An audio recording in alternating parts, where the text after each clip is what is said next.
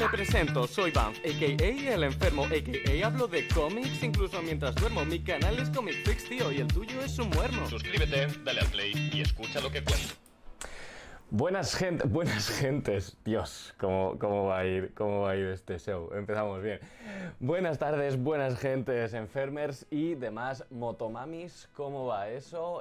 Un besico a Teresa Castro, hombre, que se ha conseguido conectar, es la primera vez que deja un mensajito. ¿Cómo vamos? Tenemos hoy estoy con un relax físico, o sea, normalmente ya sabéis que esto del cambio de hora te destroza y vamos... yo soy uno más en ese sentir, a mí los cambios de hora me matan por completo, pero llevo un rato con todo el setup montado y todo esto, y estaba así delante del ordenador como mirando al vacío, y de repente miro el reloj y era ni media, y había ya un montón de gente hablando en el chat y tal, en fin. Por cierto, me estáis diciendo que cara de sueño ninguna, no tengo sueño, estoy tranquilísimo, estoy zen total. Me dice por aquí Underbrain que apunte bien el micro, pero ¿se escucha mal?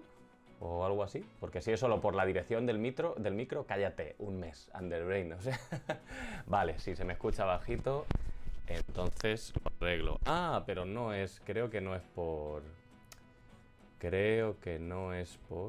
Probando.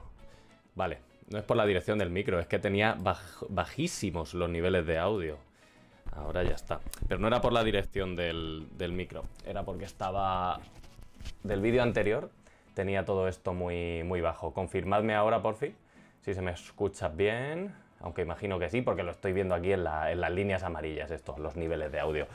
Vale, gracias por el aviso, querides. Pues nada, vamos al tema. Qué tranquilidad hoy, qué tranquilidad. Es que me da mucha paz de espíritu cuando es una entrevista pregrabada, ¿vale? Que ya sabéis que hoy entrevistamos a Katie Skelly, la autora de Mi Bella Vampira, que acaba de publicar ahora Sapristi. Hablaremos mucho de esta obra, de su trayectoria y tal. En una entrevista, por cierto, guapísima, está muy guay. Por mi parte es terrible, el peor inglés que me vais a oír en mi vida, es una cosa... Pero es que hay una anécdota graciosa, y es que yo quedé con Katie para hacer la charla a través de Zoom y tal, y hice mal el cálculo de hora. Justo había una movida de cambio de hora no sé dónde tal, y nada, pues hice mal el cálculo. Entonces yo creía que tenía una hora, y a lo largo de esa hora me iba a preparar un guión para la entrevista, ¿vale? Unas preguntitas y tal, pero ya sabéis cómo soy. Resulta, de repente vi a Katie conectándose a la entrevista, entonces yo entré corriendo y fui totalmente a pelo, como vais a notar. Lo bueno es que vais a gozar muchísimo con cómo habla Katie y lo bien que se explica. Va a hablar de cosas súper interesantes y mola un montón. Yo la estuve escuchando con la boca abierta, ¿vale? Así que creo que lo vais a gozar mucho. Un saludete a Carmen Cayo, que también es la primera vez que saluda por aquí. Y nada, bueno, aguantad hasta el final del programa, ¿vale? Porque al final del programa tendremos la sección cosas gratis y sortearemos ese ejemplarcito de Mi Bella Vampira al final del programa. Y una vez dicho esto, vamos al día con Le Banfo.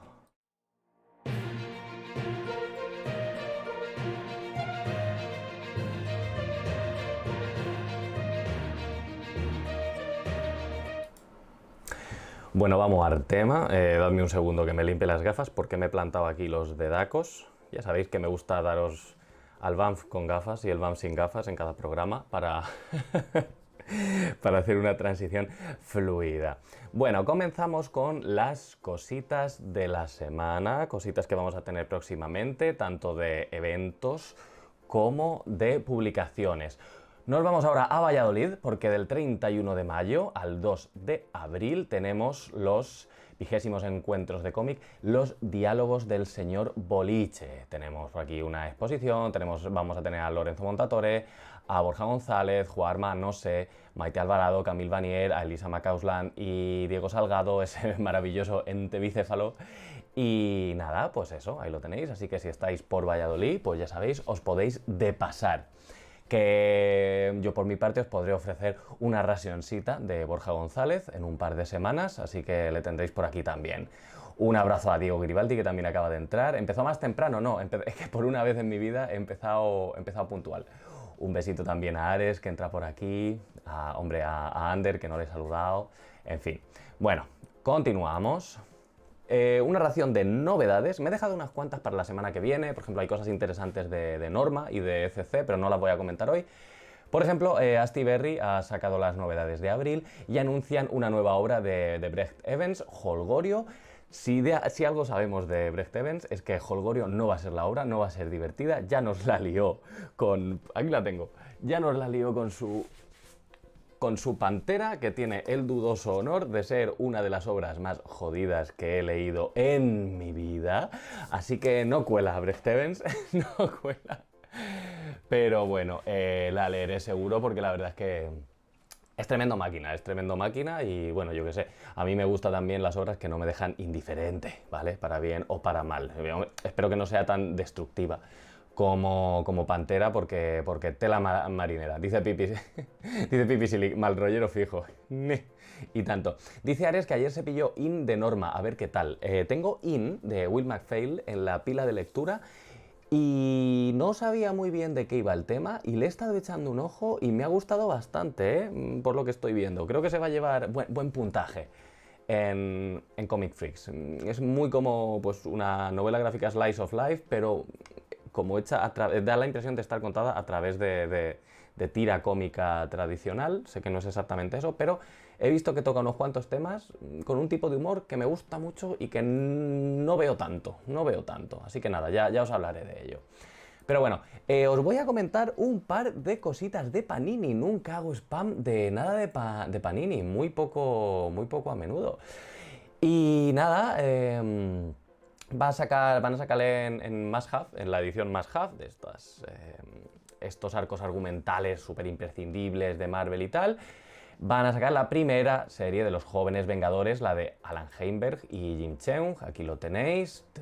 Aquí es cuando se juntan por primera vez. Aquí tenemos que es el origen de Kate Bishop, la primera aparición de Kate Bishop y todas estas cosas. Jovenenes Vengadores, como dicen en el chat, efectivamente, la mejor errata comiquera de todos los tiempos.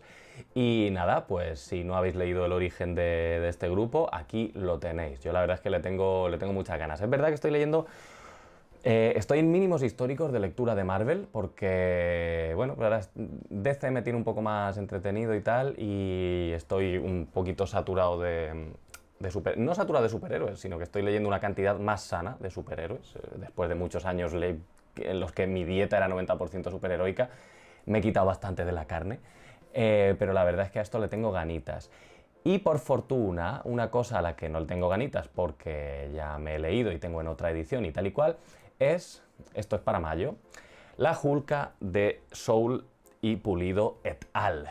¿Vale? Aquí tenemos, la van a publicar en un tomo integral, os la recomiendo encarecidamente. Ya sabéis que tenéis en YouTube mi guía de lectura, bueno, en YouTube y en Twitch también tenéis mi guía de lectura de Hulka, en la que hago un repaso de todas las etapas y os hablo de mis favoritas, y esta es mi etapa favoritísima de Hulka de todos los tiempos, ¿vale? Sin duda, ni la de Bern ni narices, es esta.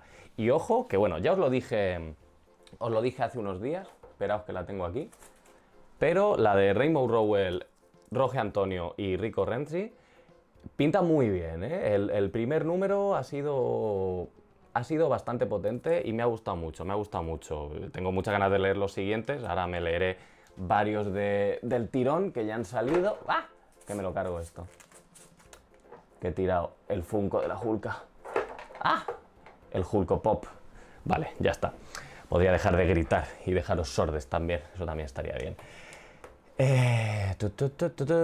Dice Diego, ¿están con horario de verano allí? Acá en Argentina empezó una hora antes. Efectivamente, aquí es que acabamos de cambiar la hora, Diego. Sí, esta noche hemos dormido una hora menos, efectivamente.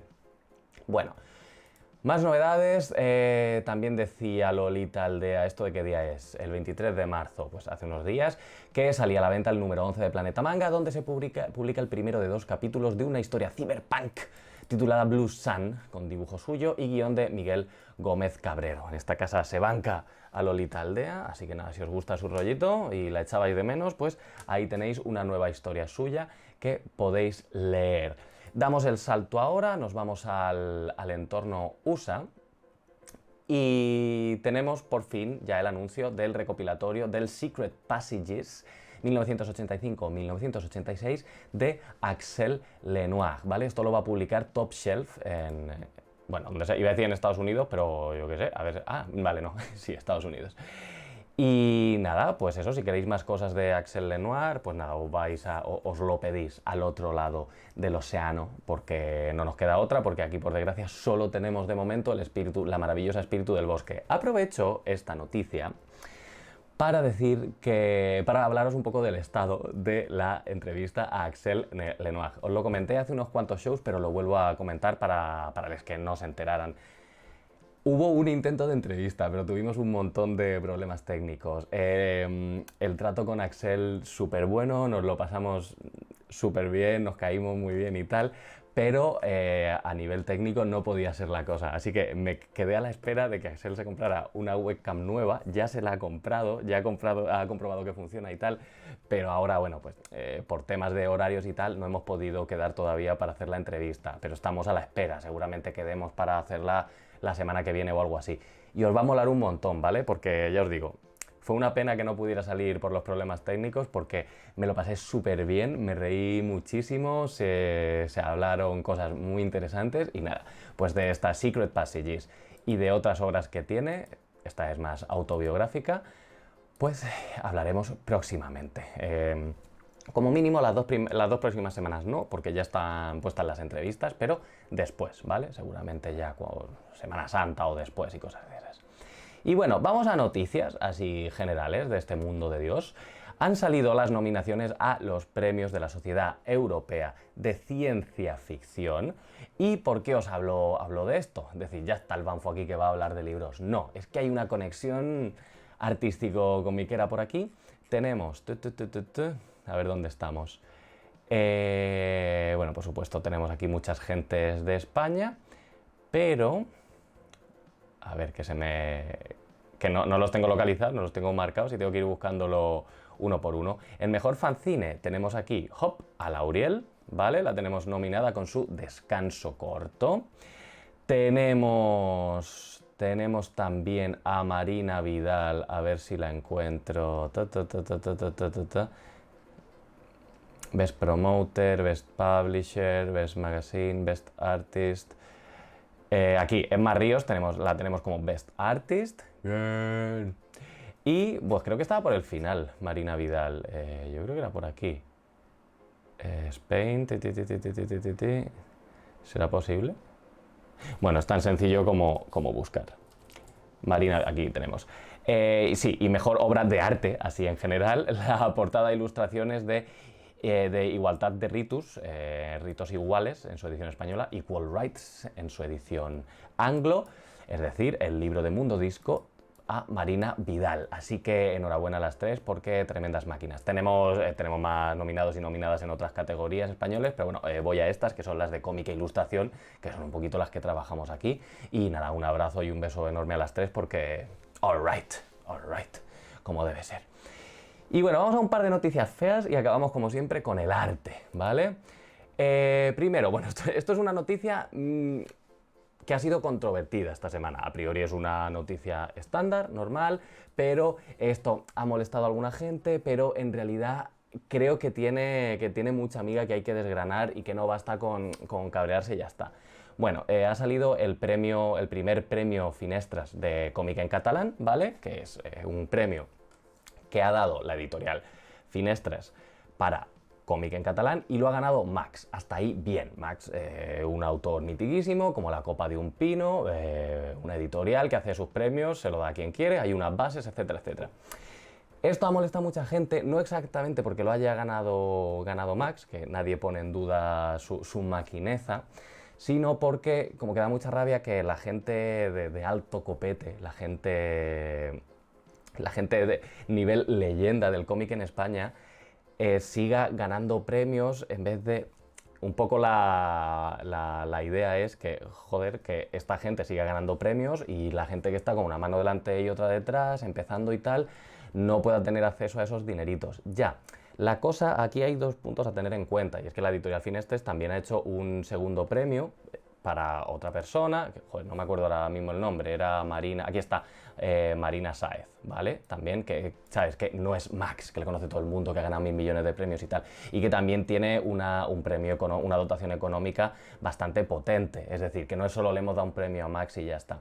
Pero por otra parte, ha salido en el diario Ara una entrevista a Max por parte del compañero Xavi Serra, de la ACD Comic, en la que también Max dice que es que, pues un poquito que, no voy a decir que está en la mierda, pero que necesita también estos premios para vivir. O sea, siendo Max, estando en lo más top de top de top, si no fuera por estos premios no seguiría haciendo obras, no, y de hecho dice que no sabría qué le pasaría si no fuera por la dotación económica de este premio. Es decir, que incluso gente de la talla de Max, por el tema de las ventas en España y de lo difícil que es vivir del cómic y todo esto, que es que él mismo tampoco está viviendo del cómic. Entonces, pues es una situación fea para todo el mundo que al final lo que pone en evidencia es que el cómic sigue siendo un medio muy precario y hay que hacer malabares para vivir de él. Es muy difícil, muy difícil. Es por eso, como dice aquí Ed McGuinness, es una noticia agridulce. Entonces,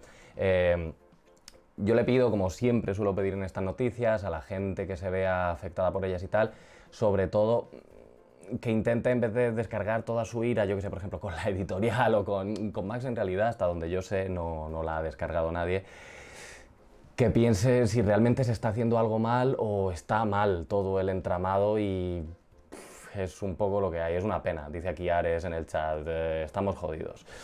Sí, es muy feo, es muy triste y bueno, la solución, como siempre, por desgracia, pues creo que es fomentar más desde las instituciones y por desgracia ni se está haciendo ni es a corto plazo todo esto. Así que bueno, pues ahí lo tenemos.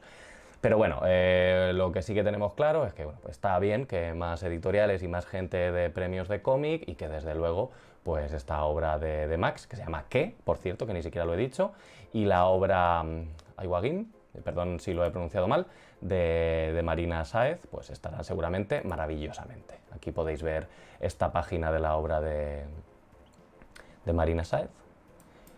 Y de Max, pues no tengo aquí ahora mismo una página, pero Max, sabemos, conocemos la estética de Max perfectamente.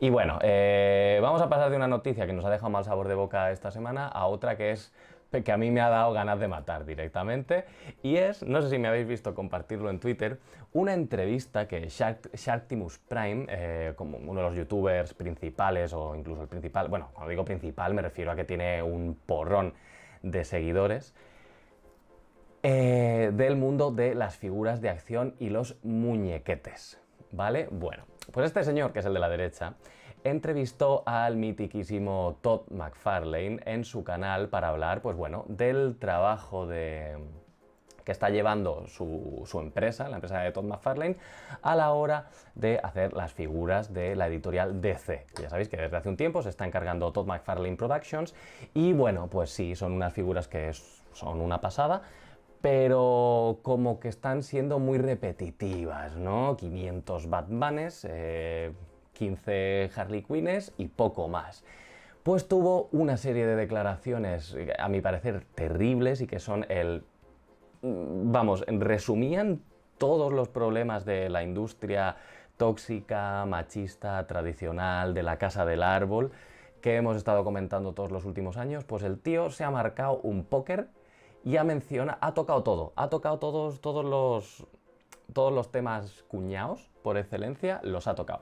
De hecho, este tuit que veis en pantalla es del dibujante y portadista Mark Brooks, que dice que Todd McFarlane es una de las figuras básicas de su infancia, uno de sus precursores, el motivo por el que lee cómics, y dice que este tuit a lo mejor le supone el precio de que nunca le pidan dibujar Spawn, pero que se ha pasado muchísimo de frenada y que se ha equivocado mucho. Os resumo, algunas de las cosas que dice Todd McFarlane es que sí, que en DC le piden que haga más figuras de personajes femeninos, pero que básicamente que eso queda igual, que es que Wonder Woman no tiene tantas versiones de trajes y tal como tiene Batman, cosa que se podría decir mucho sobre eso, pero luego se le va totalmente de las manos y empieza a decir, y esto es una cita casi literal, que claro, que es que tú cuando pides una figura de acción y eres un chiquillo y te dan la figura de acción de una heroína, que así comienzan los asesinos en serie. Lo del asesino en serie no me lo estoy inventando yo, lo ha dicho él, obviamente lo ha dicho de broma,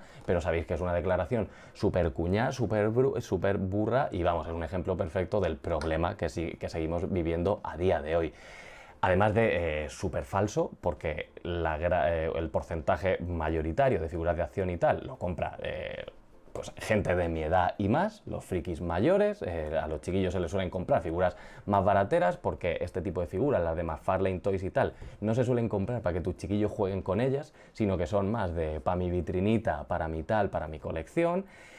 Y soltó un par de cositas más que incluso al Sharktimus Prime yo le vi cara de: me estás poniendo en un aprieto muy chungo, muy chungo.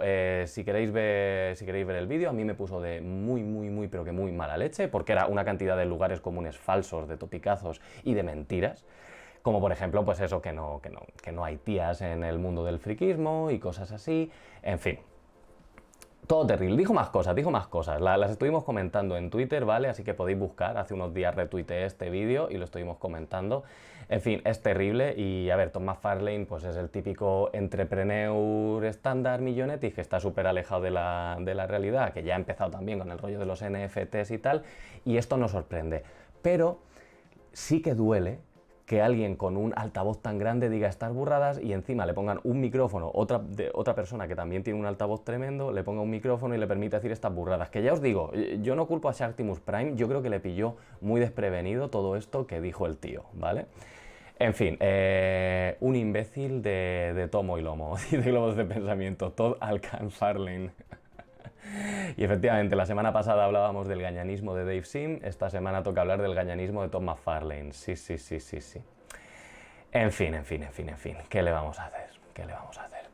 Pues eso, a mí desde luego se me han quitado la gana de comprar figuritas de McFarlane, ¿eh? Aunque no me gustan especialmente las que está haciendo para DC, precisamente porque no me sacan figuras de los personajes femeninos que yo quiero.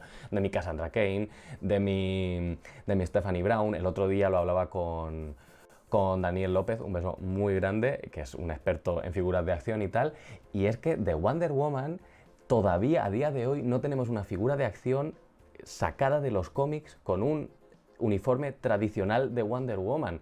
No existe. Hay varias versiones raras, que si de heavy metal, que si no sé qué, estatuas sí que hay y todo eso, pero no hay... ¿Heavy metal se llama lo de DC? Que se me ha ido ya. No, dark metal, death metal, ya, yo qué sé, cosas edgy. Pero una Wonder Woman tradicional de toda la vida de Dios sacada de los cómics normal y estándar, no hay. Y es como, me estás diciendo que me vas a hacer 17 Batmanes, o sea, me estás diciendo que me vas a hacer una figura de Damian Wayne, de un uniforme que salió hace 3 meses en los cómics, que le va a durar otros 3 meses, pero no me has hecho una Wonder Woman decente. En fin, tienes una visión del asunto súper sesgado y tienes... En fin, yo entiendo que vas a vender y Batman siempre va a vender, pero bueno, has dicho una cantidad de chorradas que creo que hacen mucho daño y creo que le ponen más puertas a las mujeres para que entren a los fandoms. Pero bueno, ¿qué le vamos a hacer? Esto es asqueroso. Pero vámonos a una autora y a un fandom guay. Nos despedimos con arte, como siempre. La portada del próximo libro de T. Kingfisher, What Moves the Dead, que es una cosa súper creepy, de naturaleza chunga, muy guay, muy Marina Vidal también, si lo piensas, todo este rollo aquí de los hongos y tal. Y por cierto, gracias a David Aja, que es el que me dijo que la artista de esta portada es Cristina Mrosic, ¿vale? Que, bueno, la tenéis aquí en Twitter como Cristina Mrosic, si la queréis buscar. Pero bueno, me ha encantado esta portada y ya sabéis que en esta casa somos muy de la Kingfisher, ¿vale? Y nada, pues con esto vamos a terminar ya, querides, y vamos a pasar a la entrevista. De verdad, espero que os guste mucho porque los referentes de la señora Katie Skelly son una pasada. Así que, y vamos a hablar mucho de manga, sorprendentemente. Así que bueno, os dejo porque vamos a Artistas en Directo con Banff.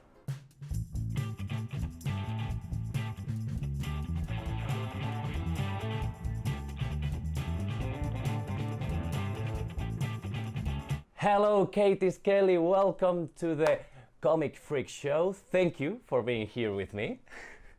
Thank you so much for having me. How are you? How are things? at the other side of the ocean? Things are good. I'm in Los Angeles, Hmm. California, and I don't have too much to complain about. Things have been really good. I'm working on a new comic. I have this comic, which is my first comic coming out in Spanish, so I'm Yes. super excited. Mi Bella Vampira, publicado por Sapristi. Vamos a hablar hoy de Mi Bella Vampira. I'm very happy to be able to show this to you. Is it the first time you have seen it physically? Yes, yes, I've seen just like one or two photos of it, but I haven't seen it held up, moved around. Wow, look at I that. will That looks open up for great. you. Oh my God, that's so cool. I love Looking the good. I love the quality of the paper. It's not shiny. I love that. Ooh, I Kind can't of wait. old school comic book. It's very nice what it does to your colors. So I really love it. I'm very happy to have you here because I knew you before because of this nice anthology, Twisted Romance, with script by Alex de Campi, and you worked here in a short story with her, and you were nominated for an Eisner, if I'm not mistaken, for the Yes, whole the anthology. Twisted Romance collection was, yes. I really loved it, and it's a pity that this hasn't been published in Spain. Well, the same happened with the rest of your work, and I hate that because I am so looking forward to reading mainly Maids. Maids is, well, we will talk about that later. I'm getting ahead of myself. Let's start with the beginning. The Spanish readership don't know you, so I need you to introduce yourself as if this were the first day in school. So, why don't you talk us a bit about yourself? Where do you come from? Where did you study? How did you end up making comics? Do you make comics for a living? All that kind of stuff. Sure. Well, let's see. I'm originally from Bethlehem, Pennsylvania, which is kind of a smaller city in Pennsylvania. And I didn't study comics in school. I didn't go to art school. I went to Syracuse University and I studied art history because I knew I wanted to make comics really badly, but I was afraid that I would have such a difficult time finding work. And so I decided, I'll work in a museum and then I'll draw comics on the side and that'll be my career. And even though that was a That's plan, very wise of you. It's thank always you. Well, it's very difficult always to get into the comic book world in every for country, I sure. think. For sure. And believe it or not, this plan that I hatched when I was 17 years old actually worked. And that all did come together. I moved to New York. I worked for a few different museums. I worked for a film theater. And I just, I worked full time and I made comics the entire time. So I actually just left last year and I moved to Los Angeles. And, with COVID, I was able to start working remotely. And so now that I could, work anywhere in the world, I decided to live where I wanted to live and just continue on that way. So yeah, I'm still doing that. I actually just left my full-time job and now I'm working part-time because the comics work is picking up. So I'm really, really happy about that. But yeah, and I loved comics forever. My dad's side of the family in Pennsylvania owned a newsstand where I used to work. And so I Really? would read comics and magazines there. Yeah, I loved it so much. I know a lot of people who dreamt as kids to be able to work in a newsstand. Myself, I would have loved to work with magazine, with comic books. Well, I think it's kind of different between the US and Spain, but newsstands here have like that mythical quality. Is where you could buy comic books when you were a kid and so on. That it doesn't happen anymore, but it was like this magical place before comic book shops and so on, and it's like so nice. That's a nice childhood. So you get your love for comics from that? Yeah, definitely. I learned how to read by reading comic books. Mm-hmm. Because before I was working there when I was super little, my dad would bring home like Harvey comics, Mm-hmm. just any sort of like cute promotional tie-in comic for a movie. And so that was really how I learned to read. So comics became a big part of my literacy and became a big part of my life and stayed that way, Mm-hmm. throughout till now. So Yeah. yeah, I've always, and I love magazines so much at the same time. So I loved fashion magazines. It was this whole universe that I didn't know anything about, but I was so interested in it because Mm-hmm. it was so glamorous and colorful, and everyone was beautiful. And so I feel like my mind blended those two things together. That I wanted to do comics, and then I also had this love for fashion and editorial photography. I think we can tell by looking at your work, like fashion, glamour, that alternate universe you say. I think we can see that. Thank you. So, tell me a bit about one of your, I think your breakthrough works, Nurse, for example, 2012. Yes. Tell me about Nurse because we don't know anything about Nurse. Well, Because don't feel bad because we have started with 2017. What's this? I want to read Nurse. don't feel bad because a lot of the world doesn't know about Nurse because it was only, oh gosh, I think it was maybe only like 2,000 copies came out. And so they're pretty rare. So if you happen to find a copy of Nurse, please pick it up. I promise you'll like it. Wait a second there. You said 2,000 or 200? Because 2,000 in Spain is like, that's nice. I think it was 2,000. Even for a medium-sized publishing house, comic book publishing house, I think that's pretty okay. Yeah, I was very happy with it. It was the first published book that I ever had, and it's a story, it's a science fiction about nurses in outer space. And it was really inspired by this great manga called Pure Trance by Junko Mizuno, who's a cartoonist whose work I just absolutely adore. And it was actually, I'd been drawing comics before that, but this was the first time that I tried to do something that was a longer narrative. And I really learned how to make a comic making that. And I'm so lucky that, that learning experience got turned into a book. It's 170 pages, I think. So it was a really great opportunity to educate myself on how I wanted my comics to work. And I just took that experience with me till now. That's great. That's great. And what happened between 2012 and 2017? What did you work in? Because I see different things here. I'm looking at at all your works. We have Operation Margarine in 2014. Then you made also a collaboration in Island Magazine, #6. That's another thing I haven't been able to read, and I would have loved it. Island Magazine. It was a really cool project. So let's see. I did Operation Margarine in 2014. That was with another smaller publisher here in the U.S. called Ad House Books. Ad House Books. Which is run by Chris Pitzer. I think that this is the last year that they're going to be in operation. But they were such an amazing publisher, and I'm so grateful they gave me the opportunity to work with them. But Operation Margarine was so I was working in science fiction, and I thought, I could stay on that track. But what really interests me in general is genre. And I would love to try to take on a B movie, biker movie, road movie about women. And so that was what Operation Margarine was. It was about two girls who steal motorcycles and go out into the desert to find their destiny, basically. But that one was really fun. But it was a huge challenge because I had to learn how to draw a motorcycle. They're so comparted. So I had to strip everything down. That's something I've heard a lot. Cars, motorcycles, and horses. Like three of the most difficult things to draw. No, never again, never again. So if you liked it, enjoy it, because I'm not doing it again. But yeah, all the angles, trying to get it to look right from any perspective, it was insane. But that was a really fun one. And then between 2014 and 2017, I really wanted to work with Fantagraphics Books, who are the publishers who put out My Pretty Vampire, and then Maids, the agency, and I'm working on a new book with them now, which is really great.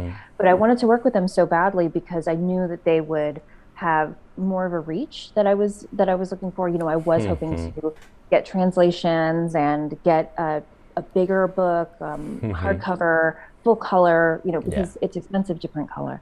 And so I drew the first 20 pages of My Pretty Vampire, and I showed them to Eric Reynolds, who's the associate publisher there, and he said, "I don't get it." And I was drawing it in a different way. It looked more like Operation Margarine, and I was using color very sparingly, like spot coloring. And I was like, okay, well, he doesn't get it, and I really want to work with him. What needs to happen to get this relationship going? And so I took it back and I redrew everything. And I colored it differently. I started inking differently, and I took it back to him and said, could you give this another shot? And he said yes. And so that was really what changed me and put me on the trajectory that I'm on now. And even though that rejection was hard, and no one likes to hear that, it Obviously. was really good for me. Yeah. So we can say that is one of those times when the words of the editor are actually helpful. Maybe they took you on a different path, or maybe your style changed a bit. Yes, and it was good that I didn't have that much of an ego then either. I was willing to go back and do that. Now I don't know if I would do that. That was like what I was going to say. Do you have that much of an ego now? Now that you have been published by Fantagraphic Books several times? I have more confidence in my own ability to make judgments and in my own decision making. So I try not to have too much of an ego because I feel like I'm still getting there. I feel like my best work is still ahead of me. So I'm reserving that for like 15 years from now. I'll be a nightmare, but for now I'm still like pretty reasonable. That's a very zen way to think. I think it's very positive. My best work will be the next. It's still on the future. Yes, I like that. Yes. So then Image Comics, Fantagraphics, everything blowing up. How did My Pretty Vampire work in the US? Are you happy with the reception of your book there? Yes, definitely. I was so happy with it. It came out in 2017. I have my first printing of it, which was in hardcover, which is nice. It was humongous, but I got to go. I got to go on tour. I know the new one, the Spanish one, is a little bit smaller, but I like that too. No, it's nice. Now I feel like a bit ashamed because I'm a great fan of hardcovers, and it's like, hardcover is instantly better for some reason, which I don't get. And I really like it. But it's very nice. It's like very cozy. It's like, Thank you. I like to think portable. that. Exactly. If you're on the train, if you're on the bus, That's in an airport, wherever you are, if you can have it, I think that's great. Although some of my books are a little tricky to read outdoors, but that's okay. But I was so happy with it. I think the first print run, I want to say, was maybe 3,000 copies, and we sold out so quickly. And it was just this really incredible feeling. At the time I was still living in New York, and I was still working full time. And I had a tour on the West Coast, and we did San Francisco, Seattle, Portland. And it would be so funny because I would go, do these signings, and, my book was sold out everywhere. And then I would go back to work, and it didn't matter, I was totally anonymous again. So yeah, it was this really funny dynamic between feeling really, really wanted and really anonymous, It's very interesting because my Pretty Vampire, well, you have a story. Obviously, if you like vampires, you are going to feel instant attraction for this book.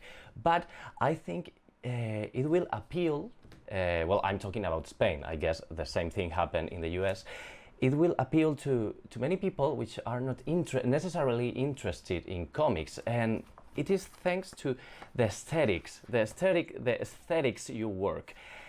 We have to talk about your aesthetic because it's very personal, it's unique, and I need to know the origins of that. I've got questions, several questions, several very specific things that I think you like, and that I really don't know how you came into contact with those things. For example, I have read in several places, and a friend of mine, another Spanish reader, told me, and I hadn't realized at all, because I'm not,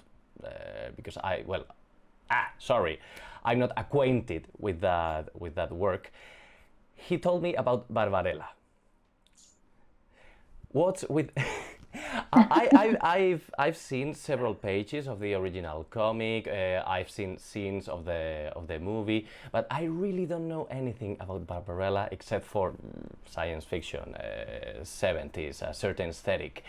What's Barbarella for you? Is there anything of Barbarella in your work? Most definitely. I think Barbarella was a huge catalyst for me. When I was getting started, when I was in my late teens, early 20s, I was, there were so many comics that were available to me. But the thing was that a lot of the aesthetics that I was being presented with, I felt like were kind of stale. Or that they wouldn't be something that I would fit into or be able to reproduce, So I would go to my local comic book store and, get a copy of the Max every time it was coming out. And I loved it so much. And I was like, this is kind of like the wildest looking art that I've been presented with in comics. I was still pretty young, so I wasn't really seeking a whole lot of things out.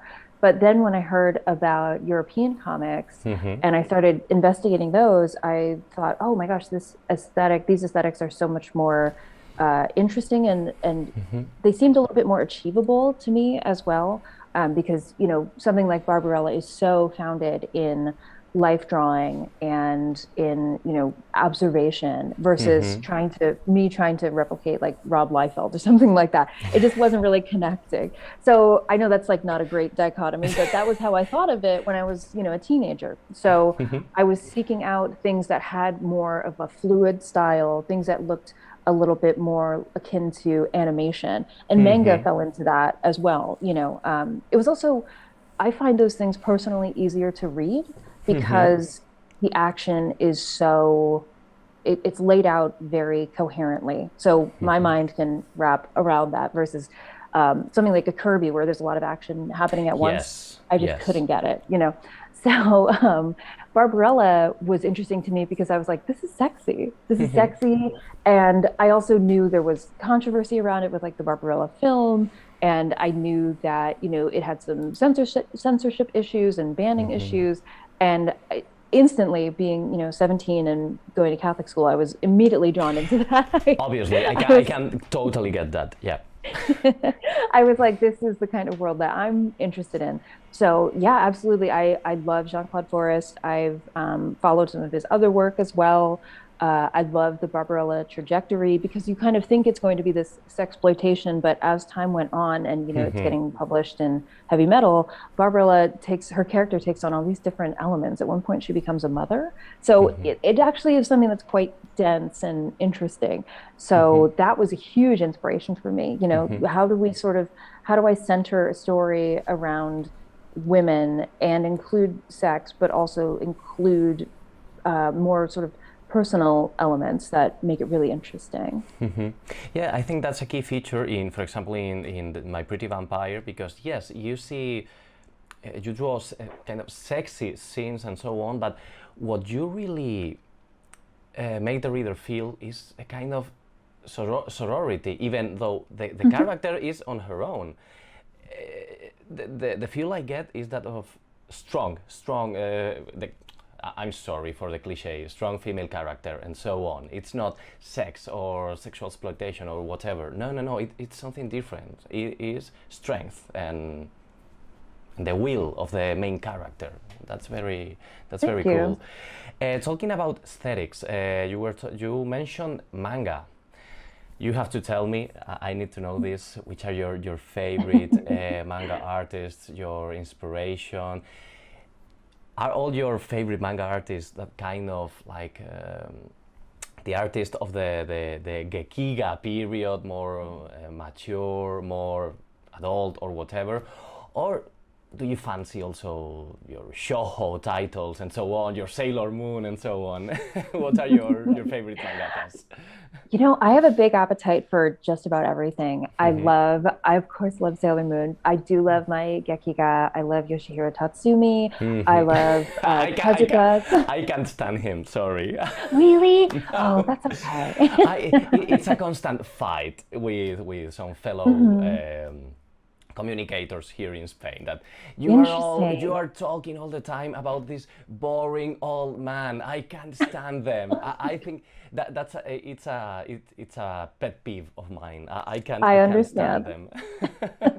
We'll talk about it later. But I like Tatsumi. I like Tezuka's 70s work. I love Tezuka's 70s work when he was really just going off the rails and throwing everything at the wall. I love Leiji Matsumoto. Obviously, recently I read Queen Emeraldas, and it's aesthetically is beautiful. I mean, there's not that much of a story, but there's a lot of feeling, and visually I just love it. Yes, Matsumoto, I think, is all about stoicism. It's all about sort of standing strong against adversity and never letting your lip quiver ever, no matter who you are. So I kind of respect that. It's just freedom, resilience, and always navigating through the space. Yes, absolutely. Kyoko Okazaki, I really love. Miyoko Ano, and Yoshiyuki Sadamoto, who did the character design for Evangelion. A big fan of him. So really kind of all across the board. And I'm also trying to learn more about the more experimental manga artists, like in the Garo anthologies as well. So there's so much to appreciate. Yes. Now, by the way, you mentioned Evangelion. Oh my God! Look at my friend. Is Shinji in there? No, well, it comes with a tiny Shinji, but it's awful. Oh, cute! It's awfully sculpted. That's so funny. I love that. I watched the series for the first time the last year, I think. I'm a late bloomer with this one. Were you traumatized or were you okay? I really liked it. I mean, I was more interested in all the feelings of everybody along the years, and you are going to get traumatized. You are not going to understand anything. And it was like, yes, but also no. I don't know. I was traumatized, but I wasn't. I understand, I think, almost everything, but some things I didn't, but I don't think it was that important. I just felt it. That's the important thing here. Exactly. So, well, let's get back on track. We were talking about aesthetics. So there's a question from your Spanish editor, and it's very funny because I had the same question. We had the same concern. I was skimming through your Twitter timeline the other day, and I was looking at all the things you post, your inspirations or the things you like, and I suddenly read Jess Franco. How do I mean, I know we live in a globalized world, we have all the sources of information we need. How do you know Jess Franco? That isn't mainstream even in Spain. I mean, that's crazy because he made so many movies. He made like 400 movies. How not one of them caught on? That's crazy. No. And it's more, it's a cult director for a lot of people, but it's not at all mainstream. It's like a Z movie. And a while ago you mentioned B movies, and yes, that's a lot of what we can get reading your works. We get Jess Franco. How did you get acquainted with his films? And also, we can see a lot of Giallo in your work, and a lot of Europe in My Pretty Vampire. Actually, how comes? Well, Jess Franco I found actually through another director, Jean Rollin, who's was a French vampire film creator, another extremely prolific director, made hundreds of vampire movies that are, they're set in the right time, and the aesthetic is just right. and you could tell watching them that this was transgressive cinema. And Yes. I really loved, I think this was true for Franco and for Roland, the way that they would fund a lot of their movies, because they had this passion for making vampire films. They would oftentimes just shoot porn and include that in the film, Yes. and so they could sell it as a porn, and that would be the vehicle Yes. to make the vampire films. And I loved that story so much. I love being that level of motivated, just desperately wanting to get this information out. I really appreciate that. So yeah, that was my introduction to Jess Franco, and then I think Vampiros Lesbos has a pretty healthy cult following here. I know that the soundtrack was re-released on vinyl here recently, which is very cool. So that and Female Vampire were the two of his that I really loved and really connected with. But he has some other pretty wild ones. I think he also did Venus in Furs as well. Maybe the Baba Yaga movie. He has such an extensive library, and I would say of all, when you watch a Jess Franco film, maybe 35% of it is watchable, and the rest you're just kind of getting through. No disrespect to him, of course, but when you make so much, the quality control is not going to be that incredible. But I found the way that he centered those two women in Vampiros Lesbos and Female Vampire so interesting. And every time they're on camera, they're so captivating. And that was a huge inspiration for this book. It's amazing because I am so out of my element right now, and I'm just like listening to you, and this is super interesting. But yes, when you share like four pictures from Jess Franco's movies, and it was like, yes, they look like Katie Skelly's drawings. And it was like, yes, that's a clear influence.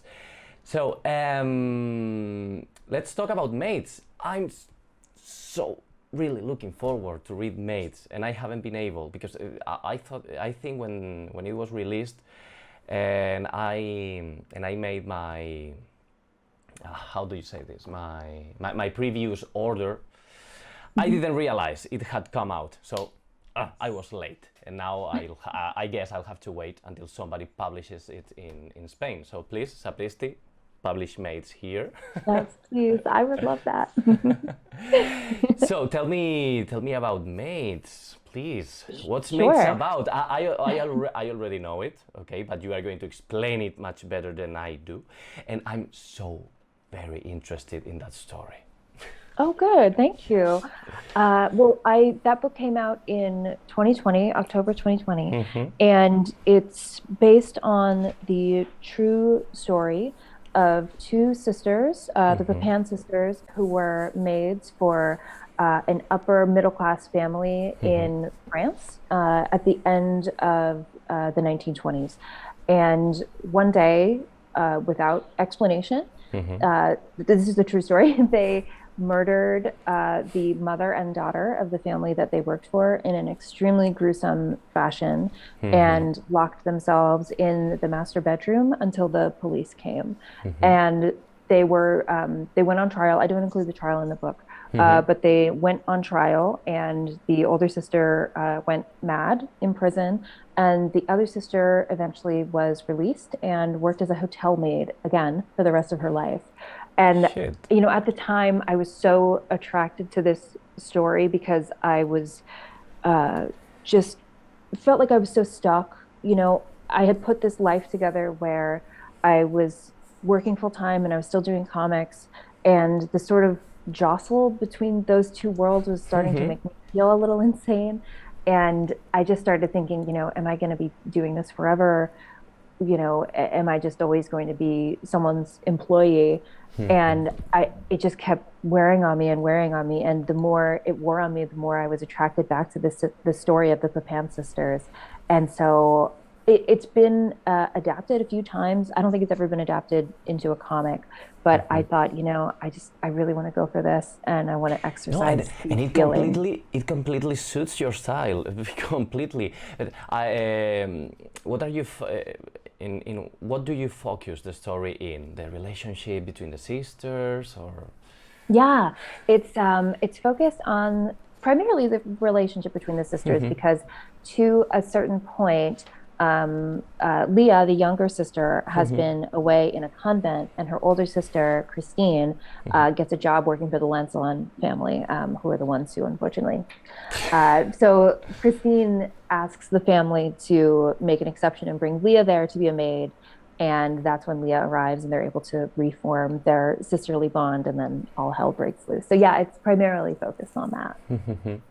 I'm really interested in that because you mix several things that I really like, which is cute stuff, which is creepy at the same time. Thank you. And the maid aesthetic. I don't know why. I think it's like, it gives like an air of innocence, but when you know that you are going to talk about crime, it's like, oh, now I'm interested. Those are my kind of comics, the cute/creepy things. Thank you. Thank you. It was really fun.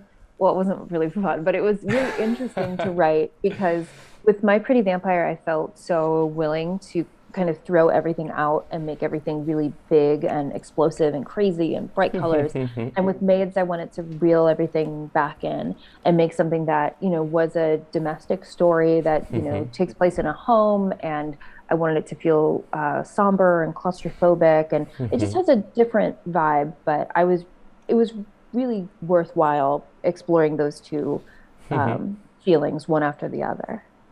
That's so cool. Did you know, no, you didn't know because I haven't told you yet, that at first when I saw the cover of Maids, because I love buying comics without knowing what they are about at all. I like to buy just looking at the covers. I saw the cover and I thought that it was going to be a love story between two maids, something like a Victorian household or whatever. And then I read what the story was based on, and it was like, I'm even more interested now. Give me the creepy stuff. I like it.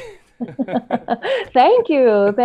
That's, in a way, it's not a love story, you know, between two sisters. Another it's kind of love. complicated and it's weird, but okay, yeah. Weird and complicated and siblings. I think that also it's very similar to My Pretty Vampire. Let's go several steps back, and because we haven't talked enough about My Pretty Vampire, what is actually My Pretty Vampire about? Because it's very intense. It seems very naive at the beginning, but it grows very intense as while you are reading, while you are advancing in the story. So tell them about My Pretty Vampire. What are the readers going to find here?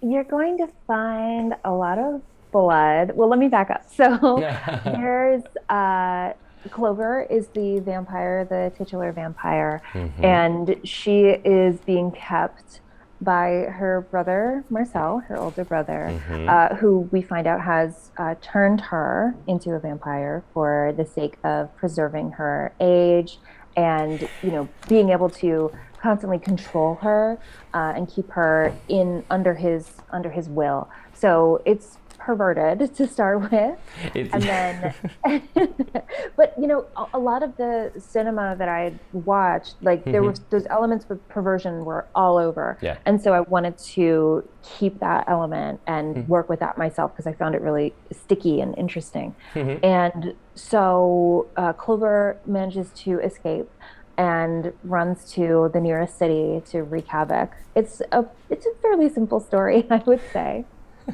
At the beginning, I thought, that's kind of sweet, of innocent, but that's because of your art style. Then I started thinking, this is super problematic.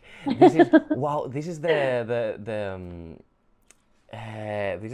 sister brotherly love to its most problematic extent, to its limit. I'm going to turn you into a vampire to preserve you, to keep you safe. That's just nuts. And I it took several pages for me to notice that. I don't know why. That makes me feel good because I always hope that the work that I do will creep up on you later. You know, I want it to, I don't need to hit you over the head with it to start, but I want you to feel it when you're alone and you're just kind of like, ooh, that was, what was that? You know? Yeah, it's really nice. By the way, I love one of the things that I love the most in your book are the colors. Do you have fun coloring your books? What's your inspiration as well? What colors do you like in other artists? Which are your favorite colors in comic books? I definitely like Giallo palette. I love Dario Argento, Yeah. Fulci, Baba. So I actually tend to look at those colors more than colors in other comics. So you know, something like The Bird with the Crystal Plumage has an overwhelming amount of reds and yellows, and then Suspiria is overwhelming purples, blues, reds. Yes. And so I was looking really in those sort of palettes. And something that I started doing in this comic that I've carried with me into other comics now is I like to kind of mute out everything that's happening in a panel except for the character. Yes. So there's a panel right at the beginning where Clover's like sitting up in bed because she had a nightmare. And I color her, but I leave everything else in that panel orange. And that felt like a really fun way to make a nod to, you know, those films that I love that have that intense gelling light effects that just leaves everything rendered this very flat color. And yeah, that was something that I just sort of developed and ran with, and now I feel like it's become my thing. I'm the girl with the crazy colors. Yeah, it works in that scene you mentioned. All the eye focuses on her and on what she's feeling right after she wakes up, and the rest of the room isn't necessary. Yeah. we are looking at her sweat and her waking up, so it's great. Well, the Giallo influence is very obvious, and I really love it. All your pages could be a huge poster in a room. They are great. Thank you. Well, and let's move on to your last work published, which is it's not a work of a book of yours. I don't know exactly if you are the editor or you do the interview in the book. I'm talking about Queen of the Ring, Wrestling Drawings by Jaime Hernandez. We love Jaime Hernandez here. we are passionate about him. Well, I have to confess that the same has happened with me with Evangelion, happened to me with Jaime Hernandez. I started reading Jaime Hernandez like 3 years ago or something, because he was that kind of author that when you are a teenager you just don't get. You think he's the same would have happened to me with your comics, I'm sure. Like, I don't like this is ugly, and now you are 30 something and you think that kind of drawing is just awesome, and ¡buah! I was going to talk in Spanish. ¡Buah! Es que está guapísimo. So, what's that book about? I also tried to get it, but I couldn't, and I love it. Oh, it's the first time that this sort of secret archive of Jaime's drawings has been published. So, you know, for the last 40 years, Jaime's been doing these secret drawings of women wrestlers. And they were secret. I didn't know it. Yeah. He was hoarding them under the table. There are so many. I think we have about 200 in the book, just to give you an example. But we have, you know, some drawings that go back to the 1980s, some in the 1990s. So it covers a pretty broad swath of all of these drawings. But they were really special to Jaime. It's just like a personal passion of his. And of course, you know, they would go on to inform comics like Whoa Nelly and other characters that he has in his stories. But it was just something that he was doing strictly for himself, you know, something that he just really enjoyed. And I was lucky enough that he showed them to me one day and told me about them. And I was like, I can't be the only person who gets to see these. That's so not fair. That's unfair for the whole world. Exactly. So I, you know, spoke to him, and my first sort of impulse was, oh, we should do like a gallery show. But then I was like, that's even less fair because even less people would get to see those. Yeah. And so I asked if he would want to put a collection of them together with Fantagraphics. And he was sort of like, yeah, I guess, I don't know why anyone would care about that. And I was like, okay, well, we'll see. And so I took that again to Eric Reynolds at Fantagraphics, and he gave it the go ahead. And so, yeah, about a year later, you know, we went through this archive and we decided on which ones were the best. And you'll see, you know, when you get the book, a lot of the images duplicate and repeat and get changed in these little ways. So it's this really unique insight into Jaime's studio process. And there are also a lot of drawings that are unfinished, and then there are some drawings that are colored, some colored pencil. That's very rare for Jaime's work to see that. So it collects this really great range of his work. And I personally like to think that it'll help people sort of understand more of his artistic process. We are going to finish the interview by asking you to recommend us a comic book that you really like, that is very important to you, that says a lot about you, something, wow, pivotal in your life, epiphanic. Now I'm just saying words. You know, this was an epiphany when I read it. Helter Skelter by Kyoko Okazaki. That's the book that I tend to recommend to everybody. I have it in the next room. Yes. Oh my God, nice. I love that story about corrupt plastic surgeons and the idol industry in Japan and modeling and psychosis. It's so good. It's so over the top. Every single time I would turn a page, I'd be like, I can't believe she's doing this. What? And I love the way she does characters. She has these forms that are so delicate and so brutal at the same time. And I think the way she draws faces is super charming, but also really scary. I can't recommend that book enough.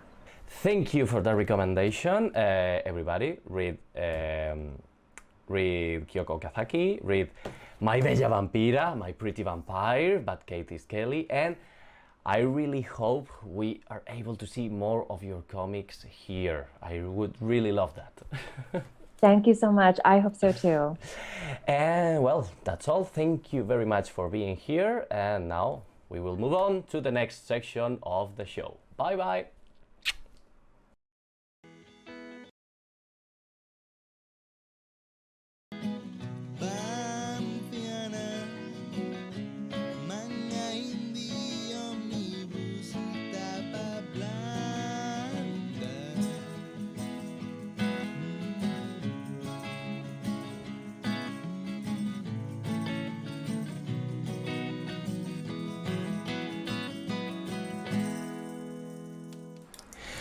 Bueno, ya estamos aquí. Hoy, como siempre, hoy no entiendo por qué no funciona la webcam. Si en realidad hoy no la he quitado. ¡Ey! ¡Ey! ¿Cómo que no funciona? ¿Será posible? Hoy no tiene sentido que esto no funcione. Pero bueno, me enfado total. Actívate. Pues nada, pues hoy yo qué sé. Bueno, me alegro de que os haya gustado la entrevista. No tengo ni la más mínima idea de por qué hoy no quiere funcionar la webcam. Fíjese usted, a veces le da por hacer esto. Voy a probar una vez más. A ver. Desactivamos. Y activamos. Bueno, pues hoy no quiere. Pues nada, voy a quitar el marco y ya está. Tampoco pasa nada, me estáis viendo mover las manos, así que ya está. Bueno, vamos al tema. Me alegro que os haya gustado la entrevista. Recordad que ahora después tenemos el sorteo de Mi Bella Vampira, ¿vale? Lo vamos a dejar para el final del programa. Y vamos con las lecturas banfianas de la semana. A ver, que ponga esto en su sitio correcto. Ahí. Bueno, aquí estamos. Bueno, vamos a ir rapidito con un poquito de grapilla DC y acto seguido pasamos al manga. Hoy básicamente hay un poco de grapilla DC y manga cholón, ¿vale? Porque ya sabéis que la semana pasada no hubo, así que vamos a compensar un poquito, que tenía lecturas pendientes. Números 5 y 6 de Batman, comienza el arco argumental de Estado de Miedo, un arco argumental que a mí ya me parecía aburrido desde antes de empezar. Yo el Batman de Tynion lo estoy disfrutando, como os he comentado ya en varias ocasiones, por el dibujo de Jiménez, el color de Tomeu Morey y porque Ghostmaker y Harley Quinn están fantásticos como secundarios y Miracle Molly también. Me gustan mucho los personajes y bueno, en realidad está graciosa la dinámica que le escriben con Batman. También Oráculo tiene mucha presencia, que eso, como podéis imaginar, me gusta mucho, pero a nivel de argumento y tal, pues es más de lo mismo. A mí, ¿qué más me da, sinceramente, en marzo de 2022 que el espantapájaros vaya a asumir otra vez a la ciudad de Gotham en el miedo y no sé qué, no sé cuánto? Si es que me da igual, sinceramente, si es que me da igual. Pero bueno, pues como grapa blockbusteriana, sobre todo en el apartado gráfico, pues está muy bien. Eso sí.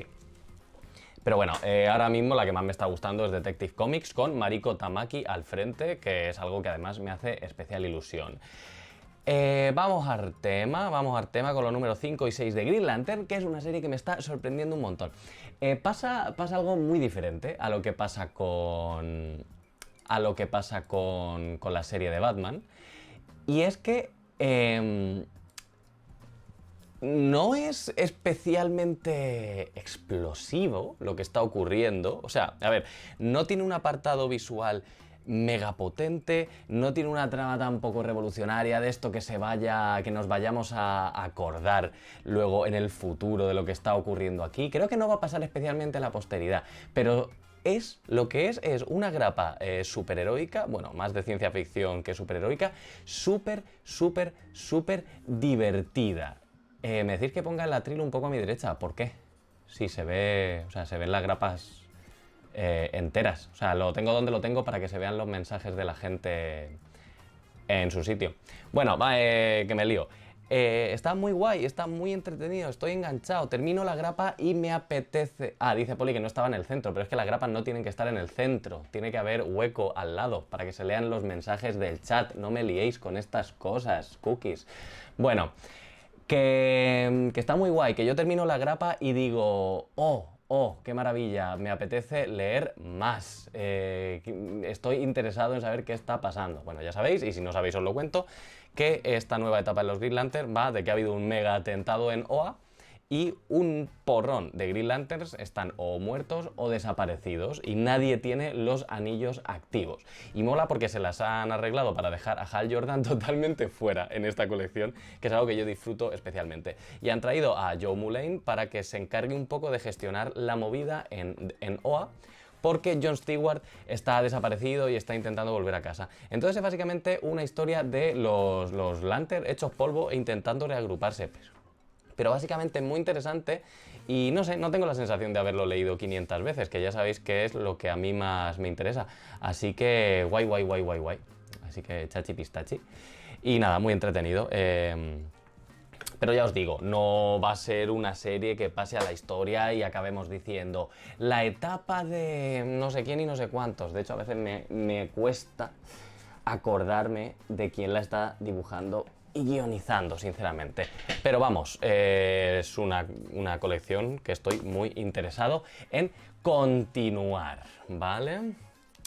Bueno, vamos a seguir con unos cuantos tomitos de series regulares que llevo un tiempo aquí ignorando demasiado. A ver, ay, qué mal le sienta la iluminación a estas tapas blancas. Así un poquito mejor, así un poquito mejor. Vale, aquí estamos, vamos con el séptimo tomo de Yu Yu Hakusho, me lo sigo pasando igual de fantásticamente que con los primeros. La verdad es que ha sido un descubrimiento de cómic clásico que me tiene muy contento, me parece muy puro, es una lectura súper ágil y para ser de la época que es, creo que ha envejecido en general bastante bien. No tengo nada más que decir y el dibujo es sencillo pero muy fino. Creo que también ha envejecido súper bien. Así que nada, no tengo nada más que deciros. Esto es básicamente como los combates de artes marciales de Dragon Ball, pero extendidos a lo largo de muchos tomos.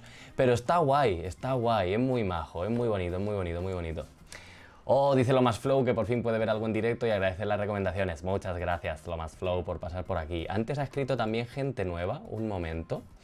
José M. Méndez dice que mis más sinceras felicitaciones por la entrevista en forma y fondo, incluyendo por supuesto en inglés. Llevo casi 20 años viviendo en New York y ni de coña me atrevería a hacer esto. Y si me atreviera no lo haría ni una décima parte de bien.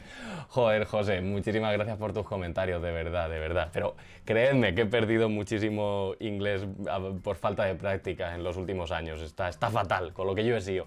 Pero bueno, estoy muy contento de poder hacer estas entrevistas, la verdad.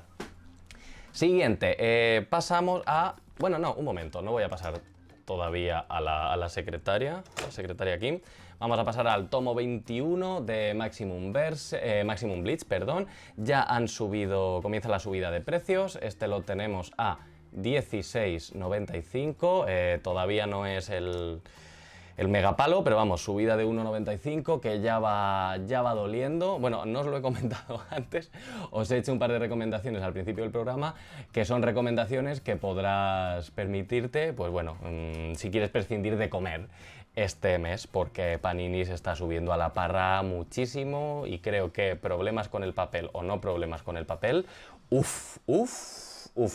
buenas clavadas están pegando. Os voy a decir que yendo por el nivel 21, o sea, por el nivel 21, por el tomo 21, yo sigo dentrísimo de Bleach y aquí ha aparecido por primera vez la transformación en Hollow de Ichigo y vamos, yo me he replanteado mi sexualidad muy fuerte con este diseño de Ichigo Hollow porque es una tremenda pasada. En fin, estoy muy dentro, la verdad es que me bebo del tirón cada tomito nuevo de Bleach. Seguimos con otras cosas regulares, vamos con el tomo 3 de Give My Regards to Blackjack, que bueno, pues sigue siendo la serie bajonera sobre el mundo de la medicina en Japón, muy de nicho, pero a mí me parece súper guay. La verdad es que me gustaría que se la leyera la señora con J y me la fuera comentando en tiempo real, ¿qué le parece? Y nada, es como Scraps, pero en vez de risas, pues te quieres pegar un tiro de lo chungo que es o lo chungo que era ser médico en Japón y bueno, mucho drama humano. Pero la verdad es que está muy guay y está muy bien documentado este manguita que nos publica ahora, que nos reedita ahora la editorial Sekai. Más cosas. Me voy a dejar lo no japonés para el final, un momentito. Bueno, no, me voy a dejar la serie nueva para el final, mejor. Ahora vamos a pasar al sector no japonés de Territorio Tankobon, que por cierto hoy no he puesto la cartela, lo siento mucho. Vamos con el número 2 de ¿Qué le pasa a la secretaria Kim? Me ha gustado, pero se me ha hecho un poco más de bola que en el tomo 1, como diciendo, una vez que ya ha pasado la novedad, no me parece tan impactante este manga, pero bueno, al ser un buen culebrón, pues la verdad es que engancha, es muy divertido y bueno, se lee esto como el agua. Además, ¿sabéis? Uno de los motivos importantes, para que veáis lo importante que es, uno de los motivos que me empuja a seguir haciéndome la secretaria Kim es que me gusta muchísimo la edición, es que me parece muy bonita, queda muy bien en la estantería y es un tomo que me parece muy bonito. Así que nada, ahí seguiremos con ello. No sé si alguien sabe cómo de larga es esta serie. No sé si Poli lo sabrá. Pero vamos, ya te digo, entretenido, es muy divertido y es que me gusta mucho la secretaria Kim en general. El subdirector es para matarle, pero la verdad es que es un poco... Mira, ahora que he mencionado Scraps, es como el jefe de Scraps, Bob Kelso, que es un personaje totalmente horrible, es el demonio pero cada una de sus intervenciones son súper divertidas. Mira, dice Poli que cree que son 9 tomos. Pues la verdad es que si son 9 tomos, pa'lante. Yo me quedo. Ya veré al final, no sé si me la termino y la donaré o la regalaré o lo que sea, pero la verdad es que sí que me apetece terminarme este culebroncete oficinístico. Toma torta. Más cosas. Ahora pasamos a un poquito de mangañol. Vamos a hablar de Back Home. El manga publicado originalmente en la revista Planeta Manga de Sergio Hernández y Tony Caballero. Mira, se lo voy a vender a un sector de gente solo con una frase.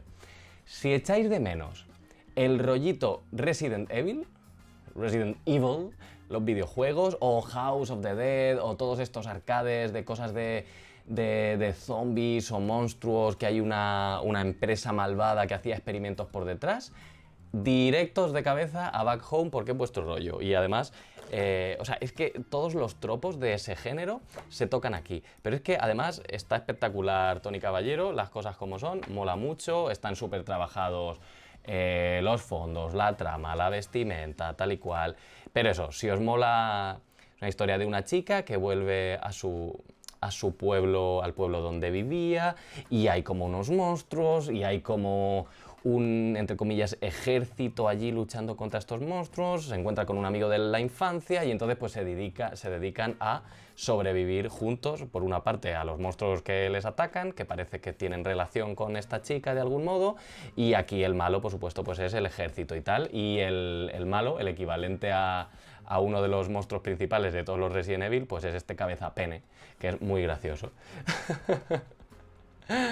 Y el dibujo, pues eso, es muy potente, muy potente. Así que nada, ya os digo, si os gusta ese rollo, incluso, ya os digo, videojuegos de survival horror, básicamente, si los echáis de menos y no tenéis ninguno a mano, Back Home es a lo que tenéis que acudir. Porque mirad que yo no he sido nunca de esos juegos, pero sí que alguna partida me he echado y he visto muchos y tal, y fue abrirlo y decir, ¡guau! Todos los vibes, todas las vibes ahí en tu cara.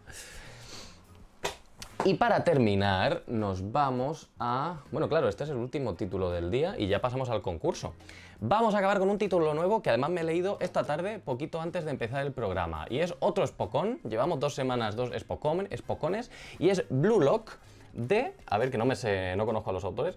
De Muneyuki Kaneshiro y Yusuke Nomura. Me hace mucha gracia que el dibujante se llame Yusuke, porque me recuerda un pelín en algunas cosas a Yusuke Murata, el de One Punch Man. Solo en algunas cositas, ¿vale? No, desde luego no es tan detallado como el dibujo de Yusuke Murata, pero me recuerda. A ver, para que veáis lo importante que es el diseño. Por una vez, por fin, puedo hacer un buen comentario de un diseño de una nueva colección de Planeta Comic. Aquí sí, Planeta. Aquí me has dado una combinación de colores muy llamativa que me funciona muy bien. La tipografía del logo y del nombre de los autores está bien, va en consonancia con el dibujo, me mola. Y también pues va en consonancia con el lomo. Bien, me ha entrado bien por los ojos por una vez. También es verdad que en este manga jugaron la carta del ojos de protagonista en primer plano, que ya sabéis, como os he comentado en alguna ocasión, cómo funciona el tema de mis portadas favoritas, que a mí esto me gusta mucho. Pues nada, le quería echar un ojo, Spokon de fútbol en este caso, a ver qué tal, ¿vale? Sobre todo porque el dibujo me parece, por una parte fino y por otra parte muy exagerado. No llegamos al punto de Haikyuu en el tema, de hecho este no es tan abocetado como el dibujo de Haikyuu, está mucho más delimitado. Tiene escenas, a ver, muy bien dibujadas y luego tiene otras pues muy más deformadas y tal. Mira, tiene escenas muy épicas, tiene frasones épicos que me han gustado. A ver, tengo una cosa buena que decir y una mala que decir de este manga. Bueno, primero os cuento de qué va, ¿vale? Comienza esto con una reunión de directivos del mundo del fútbol en Japón, y una de las directivas dice, vamos a hablar claro, el fútbol japonés es lo peor y no estamos llegando a ningún sitio, es esta. Así que os voy a proponer aquí una iniciativa con este tío que está puto loco, que es como si fuera un poco L, el de Death Note, ¿vale? Que nos ha propuesto una cosa, y es que pillemos a los 300 mejores delanteros de los institutos de Japón, bueno, a los de menores de 18, y les vamos a meter en un centro y les vamos a aplicar la técnica Battle Royale, que esto es lo que me gusta. Esto no va de partidos de fútbol de instituto, esto va de... la teoría que tiene esta gente es que Japón no se come un colín jugando al fútbol porque no tienen delanteros míticos, rollo Messi y cosas así, ¿vale? Entonces, pues eso, van a coger a los 300 mejores y les van a someter a una mezcla de entrenamiento intensivo y Battle Royale a base de minijuegos futboleros, destruirse los unos a los otros, y al final el último pues va a ser como el delantero elegido mitiquísimo, y ese va a llevar al Japón del fútbol a la gloria, ¿vale? Entonces, por una parte me ha gustado porque a mí cuando le metes a una cosa muy sencilla, muy típica, como es un Spokon de vamos a ser los mejores, una variante, a mí me gusta mucho. Pero Este manga, desde luego, no es para mí. Bueno, el dibujo también me ha gustado, tiene momentos divertidos. A ver, tiene una cosa que me ha tocado muchísimo las narices, que es que en la página 5 ya mencionan las tetas de la mujer esta 3 veces. 3 veces, ¿eh? Que es como, me tenéis hasta las narices con estas mierdas del manga, os lo juro. Lo bueno es que el resto del manga, bien, me ha parecido mejor. Ahora, hay varios motivos por los que este manga no es para mí. Primero porque, bueno, el fútbol me da igual, pero si a mí me cuentas bien un manga, te quiero decir, el voleibol también me da igual y Haikyuu es bastante adictivo, pero bueno. La cosa es que a nivel técnico me ha gustado, pero yo creo que ya estoy aburrido de estas cosas. El rollo Battle Royale unos contra otros para hacerse los mejores está muy visto. Se fomenta muchísimo en este manga, además no lo ocultan, ¿eh? Es un manga que va sobre el egoísmo, sobre acabar con tus rivales, sobre salir por encima de ellos, y la vida del delantero de fútbol es eso. Es egoísmo, no es deporte de equipo. Entonces eso es algo que va tan en contra de mis principios que sinceramente no me apetece leer esto. Te quiero decir, en mi adolescencia ya tuve que aguantar a los típicos delanteros de fútbol a nivel de instituto y paso de aguantarlo ahora también con mi edad.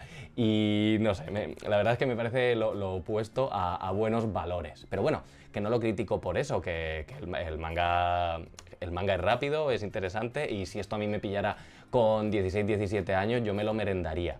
La cuestión es, con 34 pues ya no. Pero vamos, me parece que está chulo, que está gracioso y tal. Pero no sé, ya sabéis que yo prefiero títulos que tengan un mejor fondo, incluso aunque sean crueles o siniestros y tal, pero que al final del día la cosa sea más guay. Veremos cómo es el final, no lo sé, porque la verdad es que el chico protagonista se la cuelan un poco con el tema del egoísmo y de pisar a tus rivales, pero yo creo que no es así que a lo mejor no acaba. Pero bueno, esto es lo que os quería decir básicamente. Me ha gustado de dibujo. No sé cómo irá esto para adelante, no sé si irá para mejor, para peor, pero desde luego si yo fuera más joven sí que lo leería, pero ahora mismo pues no, sobre todo habiendo una oferta tan grande en el mercado. Ahora sí, mis dieces de verdad a Planeta, porque me ha gustado mucho el diseño de la colección. Dicen por aquí, lo contrario a lo que suele ser un espocón. Efectivamente, le doy la razón a Archaon Archie, o Archaon Archie. Efectivamente, el espocón que suele ser la exaltación de la amistad, el juntos lo conseguiremos y los enemigos al final son amigos, pues no, este empieza, a lo mejor en unos cuantos tomos va por otro lado, pero ahora mismo es lo contrario, es desde el minuto 1 a eliminar a tus rivales y tú tienes que pensar solo en ti, porque eso es lo que hace que un delantero sea bueno, y es como, uff, venga, hasta luego, hasta luego, hasta luego, hasta luego. Dice por aquí, dice Malkav V, ¿hay algún espocón de petanca? Se tendría que hacer. Pues seguramente lo haya. Yo es que he visto cosas muy raras a nivel de espocón. Dice Popiripapo, es un espocón randiano, totalmente. Bueno, y este era el último título del día, así que creo que ya podemos pasar... Un momento. Estoy aquí. Ya podemos pasar al sorteo y acabamos hoy el programa a las 9 clavaditas. Vamos con cosas gratis.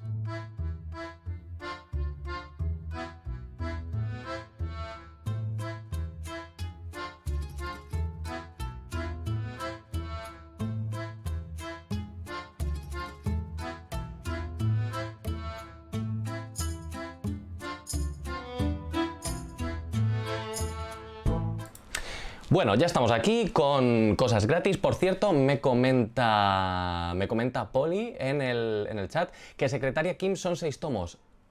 Puturru de foie. Si Secretaria Kim se queda en 6 tomos, me parece una extensión perfecta para este culebroncito surcoreano. Me gusta. 6 tomos, súper bonitos en la estantería. Muy bien, entonces me la voy a pillar entera sin ningún tipo de dudas. Dice J. Sure, la entradilla es oro, es la mejor entradilla del mundo, las cosas como son.